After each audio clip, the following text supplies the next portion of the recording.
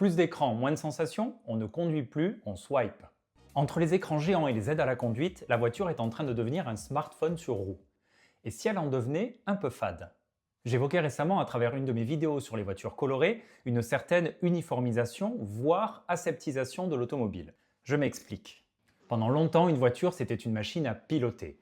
Aujourd'hui, on glisse peu à peu vers un objet connecté qui nous assiste. Boîte auto généralisée, plus besoin de savoir passer les vitesses, au point que beaucoup passent uniquement le permis boîte automatique aujourd'hui. Écran tactile XXL jusqu'à l'overdose parfois, et ce sont les boutons physiques qui disparaissent, parfois au détriment de l'ergonomie et de l'esthétique, mais ça c'est un autre sujet.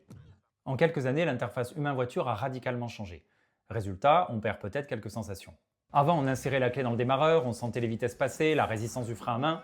Aujourd'hui, on tapote sur des icônes. C'est plus confortable et pour le quotidien, ne nous méprenons pas, c'est génial. Mais c'est peut-être aussi plus lisse, plus filtré, plus abstrait. Et ce n'est pas qu'en voiture, bien sûr, on passe du vélo musculaire au vélo électrique, de la cuisine de mamie au robot de cuisine. La voiture suit le mouvement, elle n'est plus un objet mécanique, mais un élément de notre écosystème numérique, prêt à nous assister et à nous divertir, comme un smartphone ou une enceinte connectée, avec des rétros qui font des selfies ou des tableaux de bord qui se font écran sur toute la largeur. Dans le même temps, les formats automobiles les plus émotionnels reculent. Les trois portes disparaissent peu à peu de l'offre grand public, les cabriolets se raréfient, même les toits panoramiques restent souvent fixes. Autrefois outil de liberté et de passion, j'espère que la voiture ne deviendra pas peu à peu une petite prison dorée qui décide à notre place.